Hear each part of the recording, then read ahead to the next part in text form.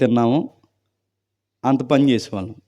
కష్టానికి తగ్గ తిండి, తిండికి తగ్గ పని, తిండికి తగ్గ పని, పనికి తగ్గ తిండి ఉండేది. ఇప్పుడు పని తక్కువ, తిండి ఎక్కువ. దానికి బంపర్ ఆఫర్ చెప్పిన ఇంత ట్యాంకులు వస్తున్నాయి.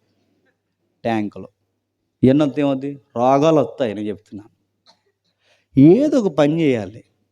బాడీతో ఉండే ప్రమాదం ఏంటంటే సైజు పెరిగామో రాసి పెట్టుకొని త్వరలో పోతాం.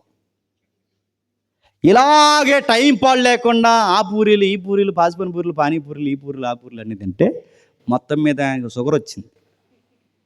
హాస్పిటల్కి వెళ్ళాడు.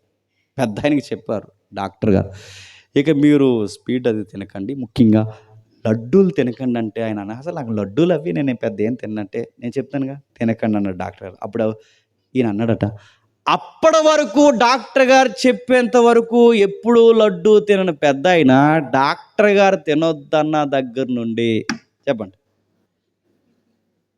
తినేయాలనిపించిందండి. వెంటనే కొనేసుకున్నాడు బాక్స్. మీకేమర్థమవుతుంది చెప్పండి? మనం ఏదైతే చేయకూడదు అనుకుంటామో అది చేస్తాం, ఏదైతే వినకూడదు అనుకుంటామో అది వింటాం. ఇప్పుడు మనం ఇలా ఉన్నామన్న సంగతి, నువ్వు ఇలా ఉన్నావురని నేను చెప్తే నువ్వు ఒప్పుకుంటావా? నువ్వు ఇలా ఉన్నావురని నువ్వు చెప్తే నేను ఒప్పుకుంటానా?